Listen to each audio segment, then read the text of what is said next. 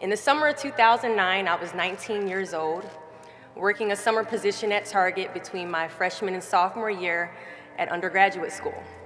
I was working in the women's clothing department, and I noticed a lady staring at me from across the aisle. I figured she probably had a few screws loose, so I attempted to ignore her very intense stares. She eventually manages to make her way a little bit closer and closer to me where I was working until she eventually walks up to me and says hello. She then asks me, "Were you born in this country?" And I was immediately offended.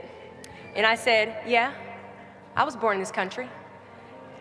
And then she says, "Do you have any kids?" I said, "No, I don't have any kids."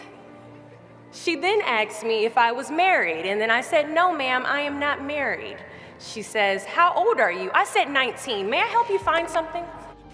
She then says, "You are the most beautiful girl I have seen." And I said, "Oh, thank you." I didn't work that much on my makeup, but I did the best I could, but thank you. And then she says, "I think you could be the next Miss USA." And I stare at her in pure disgust and said, "Pageants? You're telling me pageants, like Sandra Bullock, Miss Congeniality. Pageants? You think I should compete in pageants? I'm in the Army, okay? We don't do pageants in the Army." She then asked me to meet her at Starbucks the very next day before my next shift at Target. And she just wanted to do a little bit of explaining when it comes to what pageants is. And apparently I was a pretty open-minded 19-year-old because I actually agreed to meet her the very next day. The next day, she brought this foot-tall stack of pageant books and proceeds to convince me to enter into a state pageant 3 months later. For those who do not know, when it comes to Miss USA, you have to win your state first, okay? So 3 months later, I compete in my first pageant, and I lose. I go back the second year, compete in the state pageant. I lose.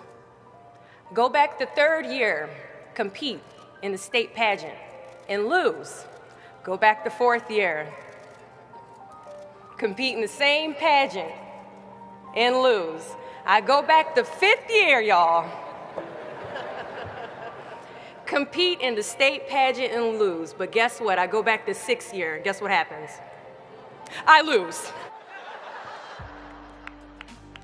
I called her on the phone and said, "You told me I could be the next Miss USA." And she says, "Deshauna, keep working, don't quit, keep going back." And in June of 2015, she passes away from leukemia. 6 months later, in December 2015, I win Miss District of Columbia, USA. I ask only one thing of you all today after you leave this building, after accomplishing an amazing goal.